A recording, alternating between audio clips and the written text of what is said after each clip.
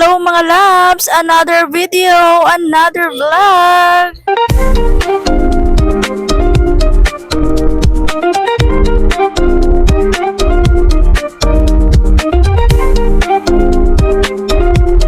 Hello mga loves! Lumabas na pala kami ng bahay para sumakay sa tricycle. Papunta kasi kami sa beach dahil gusto maligo ng mga bata. Pero syempre hindi magpapaiwan yung mga nanay for the go. Tricycle pala yung sinakyan namin dahil marami kami para kasya kaming lahat. Ngayon lang ulit kami naka-outing dahil nga umuwi yung kapatid ko galing sa Manila. Para sulit naman yung pagbakasyon na dito sa probinsya kaya mag-enjoy muna kami. Sa buhay hindi pwede puro trabaho lang. Kailangan din nating mag-explore, gumala para maging masaya. Dahil sabi ni Kuya Kim na ang buhay ay weather lang. So ayun, nakarating na pala kami sa aming destinasyon. Ang saya-saya na ng mga bata dahil natanaw na nila ang swimming pool. Request kasi ng mga bata na maligo sa may swimming pool kaya dito kami pumunta. Kung ano yung gusto ng mga bata na hindi naman nakakasama sa kanila o suportahan lang nating mga nanay. Kasi minsan lang sila maging bata. Hindi naman pwedeng hindi sumama ang nanay dahil nga bata pa sila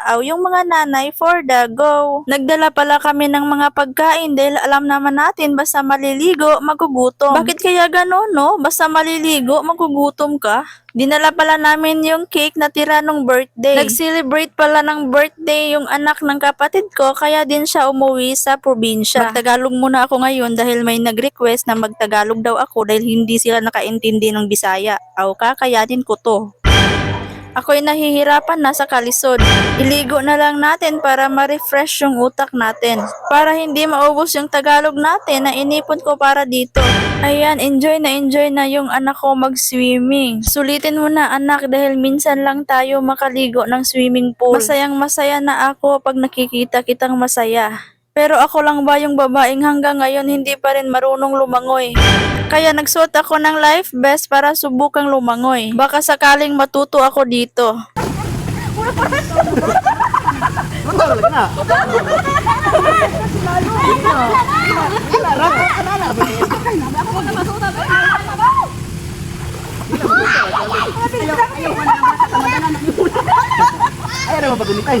Di ko pa rin talaga kaya dito na lang ako sa pangbata. Sigurado akong mag-i-enjoy ako dito mag-swimming dahil ang babaw ng tubig.